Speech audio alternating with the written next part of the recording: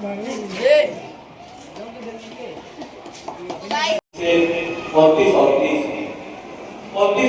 क्या है, अब आइए इसके बारे में बताएंगे। ये अल्पसंख्यकों के हित के लिए। अल्पसंख्यक किसे कहते हैं? भारत के संविधान में अल्पसंख्यक 2 प्रकार के होते हैं। पहला भाषा के आधार पर, दूसरा धर्म के आधार पर। अनुच्छेद 29 के बारे में बता रहे हैं आपको। भारतीय संविधान का अनुच्छेद 29 संस्कृति और शैक्षिक आधार से संबंधित है। इस अनुच्छेद के तहत आपको अपनी सांस्कृतिक भाषा लिपि का अधिकार प्राप्त होता है और वह किसी भी समुदाय के सदस्य को शैक्षिक संस्थाओं में भेदभाव का सामना न करना पड़े, जिसमें यह आपके हितों की रक्षा करे। अनुच्छेद 30 जो कि सबसे बड़ा अनुच्छेद है, इसमें अल्पसंख्यक के 2 मौलिक अधिकार दिए गए। पहला, वो अपनी इच्छा से शैक्षणिक संस्थान खोल सकता है।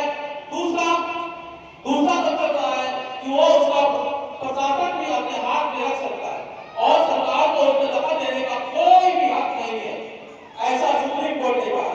अनुच्छेद 30 वो अनुच्छेद है जिसको संसद भी जिसको भारतीय संसद भी खत्म नहीं कर सकती है। क्यों? क्योंकि यह संविधान का प्रावधान है, यह संविधान की रूह है। अनुच्छेद 30 ऐसा अगर आपको माइनॉरिटी स्टेटस प्राप्त है तो सरकार उसमें कोई अपना मेंबर नहीं रख सकती। दूसरी आजादी यह है कि आप अपने संस्थाओं में फीस ले सकते हैं। तीसरी आजादी अपनी संस्थाओं में आप 100% छात्र अपने कम्युनिटी के रख सकते हैं। और लेकिन अगर आप शासन से कोई सहायता लेते हैं तो आप उसमें गैर अल्पसंख्यक को भी रख सकते हैं, लेकिन उनकी जायदाद इतनी न हो कि वो आपका माइनॉरिटी स्टेटस ही खत्म कर दे। सरकारी सहायता प्राप्त माइनॉरिटी स्टेटस हमें जो है आपको सिर्फ प्राप्त हो जाने से आपका माइनॉरिटी स्टेटस कभी खत्म नहीं हो सकता। आर्टिकल 29 में हमें सबसे बड़ी चुनौती है कि इस पर राइट टू एजुकेशन इसको जो है इसको नहीं आता। दूसरा, इसके ऊपर कोई भी आरक्षण हमारी संस्थाओं पर कोई जैसे एमयू का मामला आया, उसको जो है कोई भी आरक्षण उस पर लागू नहीं हो सकता। ये सबसे बड़ी देन आर्टिकल 30 की है। इन्हीं सब बातों के साथ अपनी बात को खत्म करता हूँ। खुदा आज हमारी रूम में संविधान पर चर्चा हो रही है। आज संविधान दिवस है, यौम जमहूरिया, सभी लोगों की मुबारकबाद हो। जिस संविधान के तहत आज हमारे पार्षद यहाँ पर नियुक्त चुने गए हैं, मैं उस पार्षद को कहूँगा, पार्षद जुल्म की टहनी कभी फलती नहीं, ना वापस की सदा चलती नहीं। हिंदू मुस्लिम इम्तियाज के नीचे में हिंदुस्तान का वफादार हुआ। टीपू सुल्तान, सैयद अहमद शहीद, महात्मा गांधी, जवाहरलाल नेहरू, इन जैसे हजार उलमाओं के त्यागकर्ता में लाखों लोगों ने अपनी जान के नजराना पेश किए, जामे सादत नोश किया, फांसी के फंदे पर चढ़े। आखिरी वली आया कि इनके एक से एक बजा दी, इनके सिवा सलाम को दाग खड़े कर दिए, इनकी इब्तिदा हर के गलत की तरह मिटा दिया। मुक़द्दस सामीन इकराम, आज़ादी से पहले हमारा दस्तूर आइन नहीं था, क्योंकि अब तक अंग्रेजों का बनाया हुआ कानून चल रहा था। अब जरूरत है कि भारत की तामीर व तरक्की संग साबित हो सके। बुरा वक्त जब आता है वतन पर, वतन वालों, बुरा वक्त जब आता है वतन पर, अरे वतन वालों, हम अपनी जान देने में गद्दारी नहीं करते। वमा अलैना इल्लल बलाग। अस्सलामु अलैकुम व रहमतुल्लाहि तआला व बरकातहू।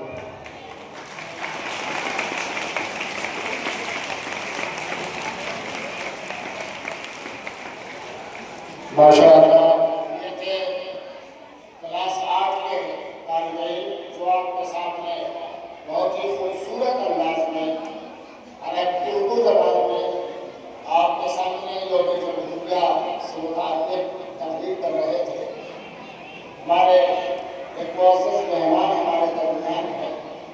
बार बार तबीयत ये कह रही है कि उनसे कुछ सुन लिया जाए, इसलिए कि ऐसे लोग जिनकी बातें दिल को छूती हैं, बहुत कम मिलते हैं। लिहाजा मौके से हमें दस्तयाब हो रहे हैं जनाब मोहम्मद शरीफ पार्षद साहब। बहुत देर से हमारा बेकरार में है सुनने के लिए, मगर वो तो मसरूफ हो गए थे, अब आ गए हैं। लिहाजा मैं उनसे गुजारिश करूँगा कि वो आए और अपनी कीमती तकरीर से हमें और आप सबको नवाजे। जनाब मोहम्मद शरीफ पार्षद साहब मसरूफ हो गए।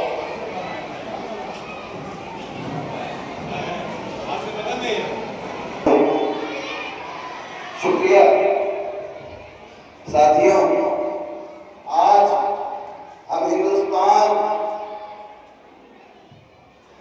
के आईन की सालगिरह मना रहे हैं, हिंदुस्तान के संविधान को लागू करने की सालगिरह मना रहे हैं। लेकिन हम आज जिस तरह से अपने मुल्क की आजादी के दिन को, संविधान के दिन को, 15 अगस्त और 26 जनवरी को सिर्फ इसलिए आकर बैठ जाते हैं कि 1 घंटा वक्त निकाल कर दे देना है और लड्डू खा लेना है, झंडा फहरा देना है, फिर अपने घर चले जाना है और जो कर रहे थे वही करते रहना। तो साथियों, बच्चों में एक बात कहना चाहता हूँ कि ये जो मुल्क है, ये जो कश्मीर से कन्याकुमारी तक का देश है, ये सिर्फ एक जमीन का टुकड़ा नहीं है, ये सिर्फ एक जमीन का टुकड़ा नहीं है, ये वो ख्वाब है, ये वो ख्वाब है जो भगत सिंह ने अपने खून से खींचा था, ये वो ख्वाब है जो शाहकुल्ला खान ने फांसी पर चढ़कर देखा था, ये वो ख्वाब है जो बहादुर शाह ने देखा था, ये वो ख्वाब है जो वीर अब्दुल हमीद ने इसको पूरा करने का कितना होता है। आप सोचिए कि घर की सिल्लियों पर बिठाकर मारा जाता था क्रांतिकारियों को, नमक और मिर्च लगाए जाते थे उनके जख्मों पर, उनके साथियों के नाम पूछने के लिए, इसलिए कि वो क्रांति की लड़ाई लड़े, इसलिए कि वो अंग्रेजों के खिलाफ बगावत करें। और आज उस मुल्क की तस्वीर को क्या बनाने की कोशिश की जा रही है। इस मुल्क की फिजाओं में कुछ लोग परदेसी के कमरों में बैठ के चहल बोलने का काम करने की कोशिश कर रहे हैं। यह उसका अपनी ताबीर को, उस तस्वीर को बिगाड़ने की कोशिश है जिस ख्वाब की तस्वीर को बनाया गया था, हमारे पुरखों ने अपने खून और पसीने से सींचा था। इस मुल्क को बनाने में हर कौम, हर फिरके, हर धर्म और हर मजहब के लोगों का उतना ही हाथ है जितना किसी धर्म को न मानने वाले का भी है। ये मुल्क 145 करोड़ लोगों का है। ये मुल्क किसी यहूदी का नहीं है, किसी पारसी का नहीं है, किसी हिंदू, किसी मुसलमान, किसी सिख का नहीं है, बल्कि ये मुल्क हर हिंदू का है, हर मुसलमान का है, हर पारसी का है, हर सिख का है और हर उस व्यक्ति का है जो किसी धर्म को नहीं मानता। 145 करोड़ लोगों का ये मुल्क उतना ही बराबर का हक है जितना कि दिल्ली के राजपथ पे चलने वाले उन बड़े बड़े नेताओं का है। उतना ही हक है इस मुल्क के लोगों को जितना कि रिक्शा चलाने वाले का है, काजू की रोटी खाने वाले का जितना हक है, उतना आम की गुठली पीस कर रोटी बनाने वाले का भी उतना ही है। और इस हक को हमारे देश का संविधान देता है। हमारे देश का संविधान ये नहीं कहता कि ये देश के लोगों का है। हमारे देश के संविधान में पहले पन्ने पर लिखा है कि हम भारत के लोग, ये नहीं लिखा कि हम किस मजहब के और किस फिरके के और किस क्षेत्र के लोग, हम भारत के लोग। और इस देश का संविधान आपको अधिकार देता है, वो आपके कर्तव्य भी निर्धारित करता है। आप सिर्फ अधिकारों की बात करते हैं, अपने कर्तव्यों की बात नहीं करते। आप ये बात समझ लीजिए कि जितना इस देश ने आपको अधिकार दिया है, इस देश को बड़ा बनाने के लिए उतने ही आपको कर्तव्य भी दिए हैं। और उन कर्तव्यों की जिम्मेदारी को जब तक आप पूरा नहीं करेंगे, तब तक आप इस देश के अच्छे बाशिंदे नहीं होंगे। तो आपको अपने कर्तव्यों को भी जानना होगा, आपको अपने अधिकारों को भी जानना होगा, आपको ये भी जानना होगा कि हिंदुस्तान कैसे बना लोगों की मेहनत से बना और आज हिंदुस्तान किस मुकाम पर है और आगे हमको इस देश को किस मुकाम पर ले जाए। जो लोग आपसे सवाल करें उनसे पूछना, उनसे कहना और उनको बताना कि हिंदुस्तान सिर्फ तुम्हारा नहीं है। अगर हमारे दिल चीर के देखोगे तो हमारे दिल से वही सदा आएगी जो हमारे पूर्वों के दिलों से आती थी, सारे जहां से अच्छा हिंदुस्तान हमारा, सारे जहां से अच्छा हिंदुस्तान हमारा। और साथियों, मैं एक बात कहता हूं कि अगर मुसलमान अपने एक हाथ में कुरान और एक हाथ में संविधान लेकर जिस दिन चलने लगेगा, उस दिन किसी की हैसियत नहीं होगी कि आपसे वो सवाल कर सके और आप उंगली उठा सके कि तुम्हारा अधिकार क्या है इस देश में। किसी की हैसियत नहीं होगी। ये सवाल उठाने की ताकत उनको हमारी यही कमी देता है, जिस तक सवाल कर पाते हैं, क्योंकि आप नहीं जानते कि हिंदुस्तान का संविधान आपको कितनी ताकत है। हिंदुस्तान के संविधान की ताकत है कि इस देश के सर्वोच्च पद पर अगर कोई बैठा फखरुद्दीन अली अहमद, अगर कोई बैठा है पीछे अब्दुल कलाम, तो ये हिंदुस्तान के संविधान की ताकत है। इस देश में माइनॉरिटी का नेता मनमोहन सिंह को प्रधानमंत्री बनाया, ये इस देश के संविधान की ताकत है। जो 3% लोग हैं सिख लोग, अगर इतने कम संख्या में रहते हुए भी अगर इस देश का प्रधानमंत्री बने मनमोहन सिंह, तो इस देश के संविधान की ताकत है। और साथियों, जिस दिन आप अपने संविधान की ताकत को जान जाओगे, उस दिन आपसे कोई भी नहीं कर सकता। और मैं अपने तमाम जिम्मेदार लोगों से ये बात कहूंगा, अपने तमाम साथियों से ये बात कहूंगा, अपने तमाम टीचरों से ये बात कहूंगा कि 26 जनवरी और 15 अगस्त को सिर्फ झंडा फहराने तक सीमित न रखें। वो आप बच्चों को बताएं कि इस देश को बनाने के लिए हमारे पूर्वजों ने अपने खून पसीने को किस तरह से सींचा, और इस देश के संविधान की वो मूल बातें जो जानना हर देश के हर आदमी के लिए जरूरी है, वो भी आपको बताएं। मैं एक छोटी सी कविता है तो पढ़ के अपनी बात को खत्म करूंगा कि ये विधि का विधान है कि सत्य संविधान है, ये विधि का विधान है कि सत्य संविधान है, कि भीम है रचयिता संविधान ही अभिमान, कि भीम है रचयिता संविधान ही अभिमान है, आत्मा का ज्ञान है ये हमारी शान है। जो कभी दबे कुचले आज वो भी बलवान है, जो कभी दबे कुचले वो आज भी बलवान है। समाज में जो हमारा मान है, संविधान ही उसकी पहचान है, संविधान ही उसकी पहचान है। झाड़ू डंडा और मटका, झाड़ू डंडा और मटका दो गुजार, कलम बनी पहचान है। शिक्षा स्वास्थ्य नौकरी पर हम सबका समान है।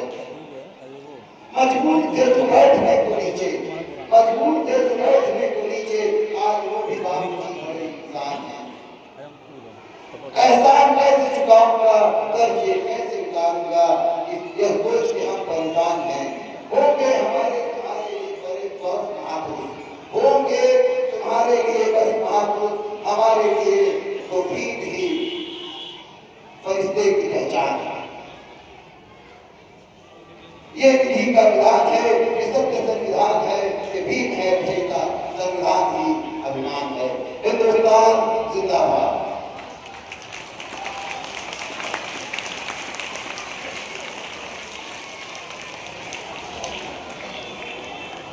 माशाअल्लाह।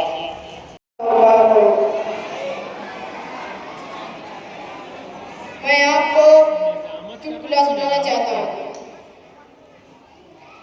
एक रोज के बाद बताई ऐसा हुआ संयोग, एक जगह पर भये इकट्ठा 3 देश के लोग। रूसी बोला, कत्ल डकैती चाहे जौन हो मिस्टर, हमारी पुलिस पकड़ लेते हैं 5 रोज के अंदर। जर्मनी बोला, पुलिस महकमा हमार तो से बेहतर, हर मुजरिम के पकड़ लेते हैं 2 दिन के अंदर। भारती बोला, मेरे पुलिस की करो प्रशंसा पहले, हर केस के जान जाते हैं 24 घंटा पहले। सऊदी 5 वरी की सजा हाथ काटना, ढूंढो वहाँ हाथ कटा एक न पहियो, कानून वही लागू अगर हिंद माँ हो जाए, दावा है मोरा हाथ बचा एक न पहियो। एक महिला बिटिया से बोली, सीखे सिलाई जाती हो, कितना बिटिया सीख गई हो, कितना बिटिया बाकी है। बिटिया रानी माँ तारी से फौरन हंसकर बोल पड़ी, जेब काटना सीख गई हूँ, गला काटना बाकी है। एक आदमी एक दुकान पर जाता है और बोलता है, छत छत छत छड़ी कितने की है? दुकानदार बोला, कितनी बड़ी छड़ी? 40 की है। 20 की दोगे? दुकानदार दे देता है। वो उसी में छड़ी को घुमाता है और रास्ते में चला जाता है और एक आदमी को मार देता है। वो आदमी बोलता है, मार देला, लग गई तो क्या करे? और दोनों झगड़ा करने लगते हैं। उसी बीच दरोगा आता है। दूसरा आदमी बोलता है, साहब मार देलस। पहला आदमी बोलता है, साहब अब ना ही मरली। दरोगा बोला, मेरी नकल कर रहे हो? और दोनों को दो डंडा मारता है। पहला आदमी बोलता है, मार देलस साला। दूसरा आदमी बोलता है, यहाँ क्या गाली दे रहे हो? वहाँ देना चाहिए था। पहला आदमी बोलता है, दे ले वही निकली यहाँ।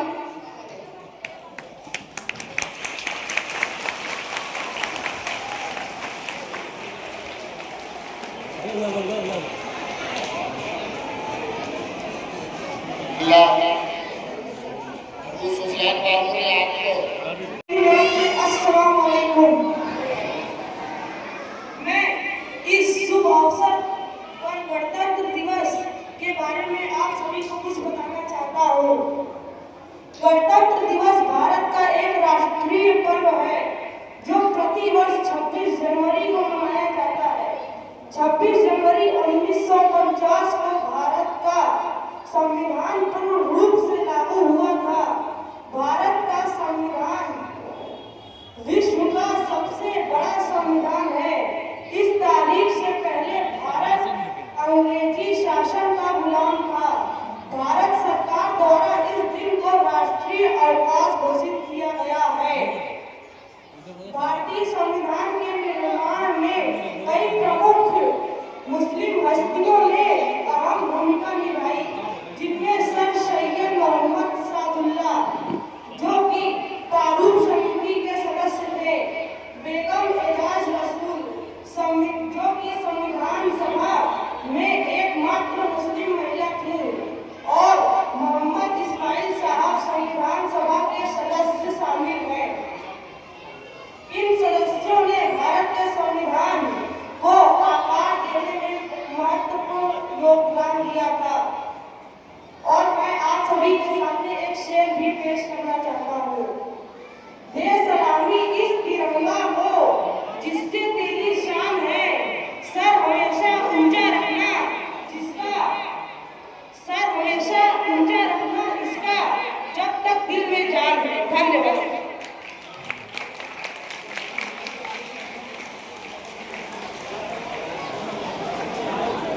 The President of India hoists the national flag in New Delhi.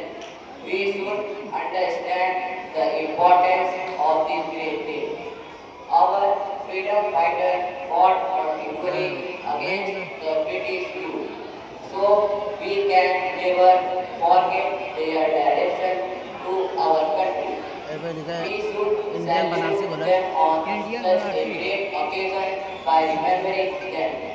They have fulfilled their responsibility by giving us freedom and making माला पहनना अरे ऐसा बोली फिर से इंडियन बनारसी बोला था भाई, our constitution. मैं इंडियन बनारसी सही से नहीं बोला। Proud to be an Indian and I love my country very much. Thank you. और देश से आप लोग नस्ल की दुनिया की सैर कर रहे थे। मैं समझता हूँ कि अब आप इतनी तबीयत कर रही होगी कि थोड़ी उताई है। आपको सुनना चाहते हैं? एक बार वहां से दरूद शरीफ सल्लल्लाहु अलैहि या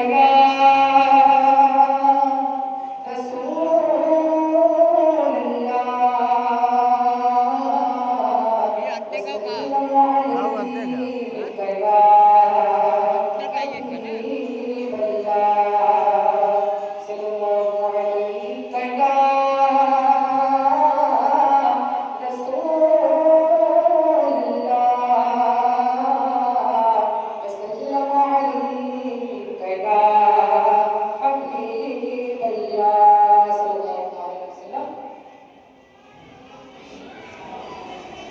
इस ज़मीन पर मुझे इसलिए नाज़ है, इस ज़मीन पर मुझे इसलिए नाज़ है, इस ज़मीन पर मुझे इसलिए नाज़ है, जन्मभूमि मेरी मेरा स्थान है, इस ज़मीन पर मुझे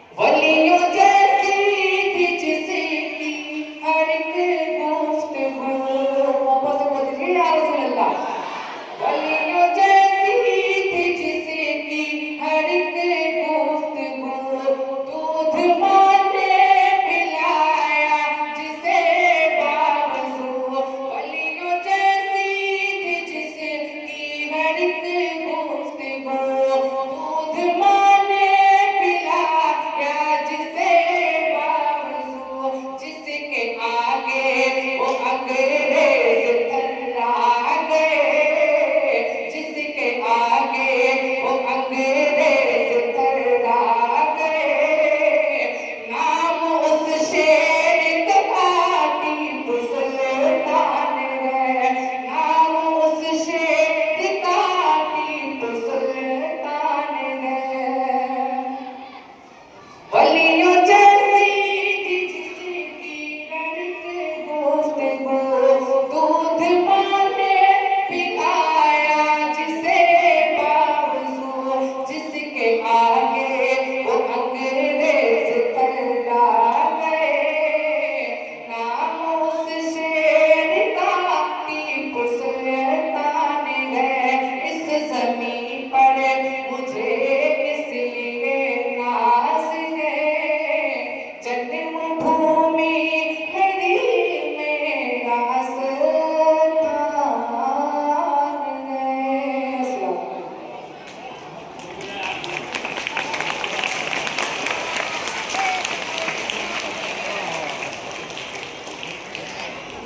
माशाअल्लाह गुलाम यासीन साहब ने बहुत प्यारी नज़्म सुनाई और उसने उर्दू से नहीं गाया करके देखें और सुने कि यहाँ हिंदी भी पढ़ाया जाता है, अंग्रेजी भी पढ़ाया जाता है। गुलाम यासीन साहब नज़्म पेश कर रहे थे और किसी तरीके से उर्दू और हिंदी का संगम चार मिसरा मुझे भी याद आ रहा था। आप तो गौर से सुने कि जिसके हृदय में रसूलुल्लाह का सम्मान है, जिसके हृदय में रसूलुल्लाह का सम्मान है, वो यकीनन एक ही माँ बाप की संतान है, वो यकीनन एक ही माँ बाप की संतान है। आज का थोड़ी न है बेटी बचाओ की सभा, आज का थोड़ी न है बेटी बचाओ की सभा, ये रसूलुल्लाह का छेड़ा हुआ सम्मान है, ये रसूलुल्लाह का छेड़ा हुआ अभियान है। आज दुनिया कहती है, लोग चिल्ला चिल्ला कर कहते हैं कि हम बेटी बचाने की बात कर रहे हैं, बेटी पढ़ाने की बात कर रहे हैं, मगर अभी मैंने आपसे एक शेर सुनाया था कि बहुत मजबूत से मजबूत लोहा टूट जाता है, बहुत छोटे तो सच्चा टूट जाता है। यही हाल हो गया हिंदुस्तान में। लोग कहते हैं हमने बेटी बचाओ की बात किया, हमने बेटी पढ़ाओ की बात किया, मगर जमीन से लेकर आसमान तक एक सबका गवाह है कि 1500 साल पहले बेटी बचाओ का अभियान मेरे नबी ने अपने मक्के से शुरू किया था। बेटी पढ़ाओ का अभियान मेरे नबी ने अपने मदीने से शुरू किया था। और इस दुनिया में आज भी मेरी बेटी, मेरे नबी की बेटी फातिमा ज़हरा से ज़्यादा किसी की बेटी पढ़ी नहीं होगी, किसी की बेटी पढ़ी नहीं होगी, किसी की बेटी बाइज्जत नहीं होगी। क्या पढ़ाया था मेरे नबी ने अपनी बेटी को? सिर्फ अपनी बेटी को नहीं पढ़ाया था, बल्कि हर बाप को ये सबक दिया था कि तुम भी अपनी बेटी को पढ़ाया करो, अपनी बेटी को पढ़ाया। मेरे बच्चों, तो मैं चाहता हूँ कि इस खूबसूरत सिलसिले को आगे बढ़ाते हुए मैं फिर एक गीत के लिए ताली अली को पेश करूं, इसलिए कि ये जो गीत आपने सुना है ठीक उसी से मिलती जुलती बहुत अच्छी खूबसूरत गीत है, आप उसे जरूर सुनिए। ताली अली दर्जा 5 आओ। मेरी जमीन अफसोस नहीं जो तेरे लिए सौ दर्द सहे, महफूज रहे तेरी याद सदा, चाहे जान मेरी ये रहे न रहे।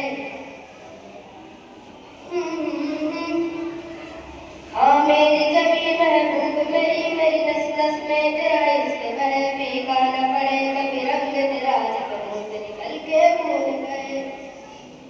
हाय तेरी मिट्टी में मिल जावा फूल बढ़ के, मैं फिर जावा इतनी सी है दिल की आरज़ू। तेरी नदियों में बह जावा, तेरे खेतों में लहरावा, इतनी सी है दिल की आरज़ू।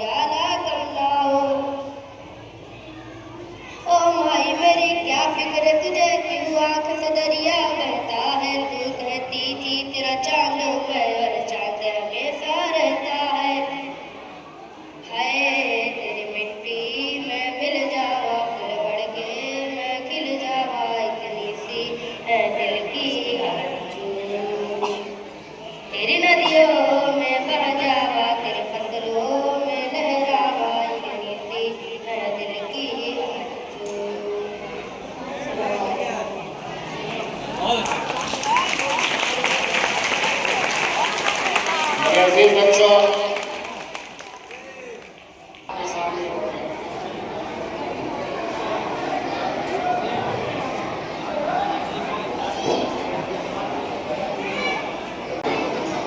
अस्सलामु अलैकुम वरहमतुल्लाहि तआला व बरकातुहू। मोहब्बत की फिजाओं में अमन का गीत गाएंगे, मोहब्बत की फिजाओं में अमन का गीत गाएंगे, हम अपने मुल्क के परचम को ऊंचा उठाएंगे। कसम खाई है हमने आज ये यौम जमहूरी पर, कसम खाई है हमने आज ये यौम जमहूरी पर, वतन की आन की खातिर हम अपना लहू बहाएंगे। आज हम सब 26 जनवरी 2026 को भारत का 77वां गणतंत्र दिवस मनाने के लिए इकट्ठा हुए हैं। स्वतंत्रता सूर्योदय और गुलामी सूर्यास्त के समान होती है। जो प्राणी गुलाम होता है उसको अपनी आत्माओं और इच्छाओं का खून करना पड़ता है। ब्रिटिश शासन के 200 सालों की गुलामी में यही स्थिति भारतवासियों की थी। गुलामी की इस जंजीर को तोड़ने के लिए भारत का पहला स्वतंत्रता संग्राम 1857 में मेरठ में सिपाही के विद्रोह के रूप में प्रारंभ हुआ। इस संग्राम में तत्कालीन मुगल बादशाह बहादुर शाह जफर के नेतृत्व में रानी लक्ष्मीबाई, तात्या टोपे, मंगल पांडे आदि ने स्वतंत्रता के लिए संघर्ष किया। प्रथम विश्व युद्ध के बाद इसमें तेजी आई। 20वीं सदी में द्वितीय विश्व युद्ध के दौरान महात्मा गांधी द्वारा चलाए गए भारत छोड़ो आंदोलन में भारतीय राष्ट्रीय कांग्रेस व अन्य राजनीतिक दलों के सहयोग से ब्रिटिश शासन का अंत हुआ और भारत 15 अगस्त सन 1947 को आजाद हुआ। आजादी मिलने के बाद भारत के राजनीतिक विशेषज्ञों ने भारतीय संविधान का निर्माण किया, जिसको तैयार करने में 2 वर्ष 11 माह 18 दिन का समय लगा। जिस 26 जनवरी 1950 को सारे देश में लागू किया गया। इस दिन को गणतंत्र दिवस के रूप में मनाया जाता है। इसके अलावा 26 जनवरी की तारीख पहले से ही है, ऐतिहासिक महत्व रखती है।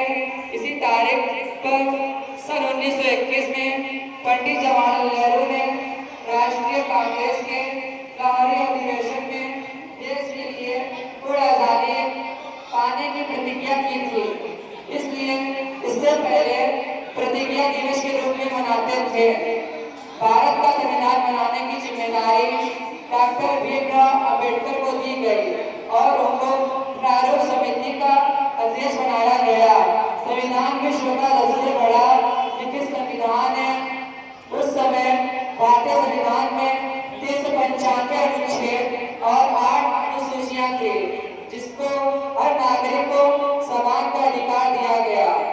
आइए साथियों, गणतंत्र दिवस के दिन हम सब मिलकर यह संकल्प लें कि हम सब पढ़ लिख कर अपने जीवन में ज्ञान हासिल करें और देश को कामयाबों की बुलंदी तक पहुंचा सकें। आओ कि आज गौर करें इस सवाल पर, आओ कि आज गौर करें इस सवाल पर। देखे थे हमने जो हंसी ख्वाब किया हुए, दौलत बढ़ी तो मुल्क में इखलास क्यों बढ़ा, दौलत बढ़ी तो मुल्क में इखलास क्यों बढ़ा, खुशहाली आवाम के असबाब क्या हुए। अस्सलाम वालेकुम। अजीज बच्चों, ऐसे क्यों हो रहे बच्चा, सड़क पर लगे बोर्ड के कारण, टीचर कैसे बोर्ड के कारण, बच्चा जिस पर लिखा है आगे स्कूल है कृपया धीरे चले, टीचर एक दिन ऐसा आएगा जब पृथ्वी पर पानी नहीं रहेगा, जीव जंतु नष्ट हो जाएंगे, पप्पू सर तो क्या उस दिन भी ट्यूशन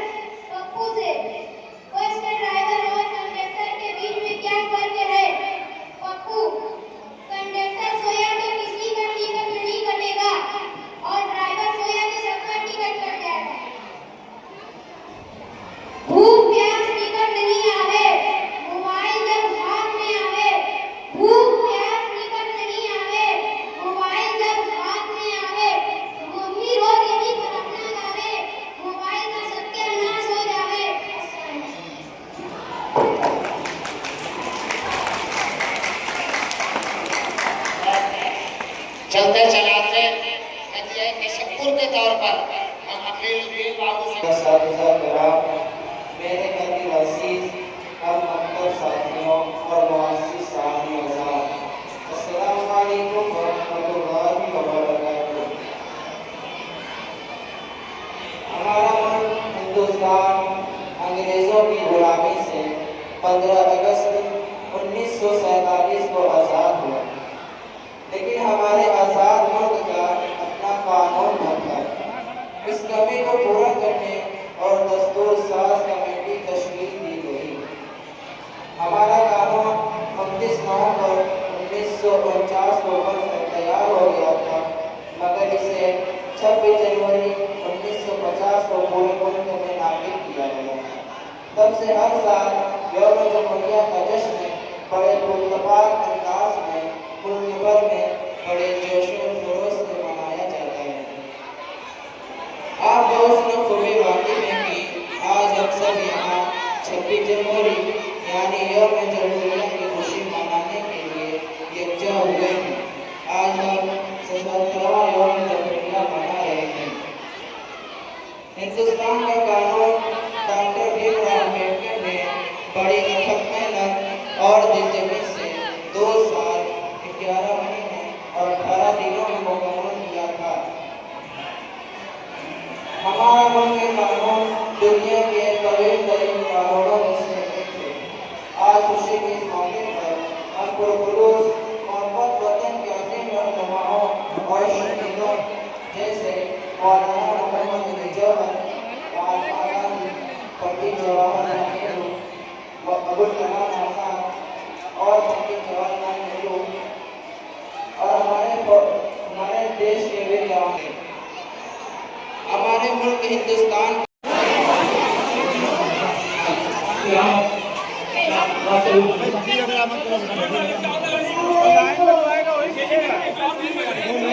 लाइन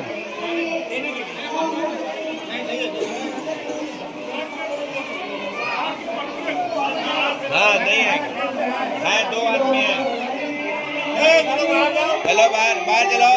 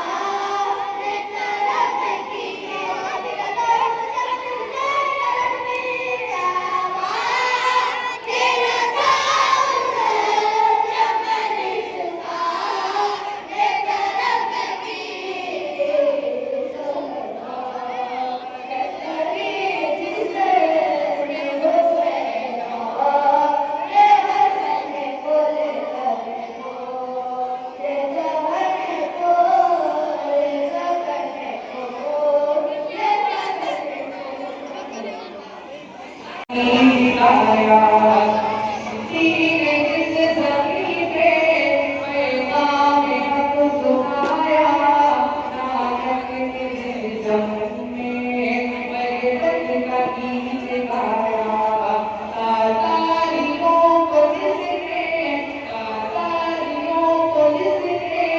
अपना वतन बनाया जिसने गाजियों से दर्दे अलम सुनाया मेरा वतन बड़ी है मेरा वतन बड़ी है मेरा वतन बड़ी है मेरा वतन बड़ी है आप सब मेरे साथ कहिए मेरा वतन बड़ी है मेरा वतन बड़ी है मेरा वतन बड़ी है मेरा वतन बड़ी है नानियों को जिसने हैरान कर दिया था हैरान कर दिया था सारे जहां को जिसने हुनर दिया था मिट्टी को जिसकी हक ने मिट्टी को जिसकी हक ने सर का असर दिया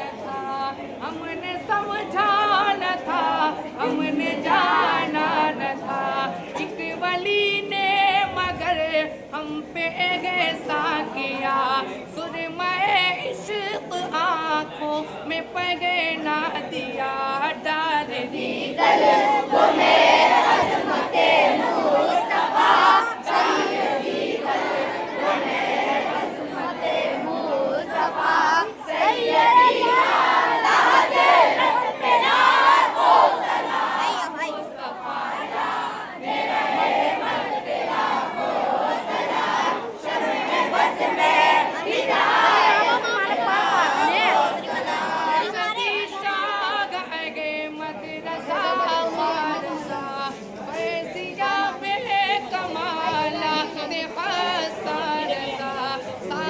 अख्तर भी गो समझमा खारसा मुझसे के कुदरती करे हारदा मुझसे के कुदरती करे हारदा मुस्तफा जाने मर्दना को सलाम मुस्तफा जाने रहे मर्दना को सलाम शम्मे बस में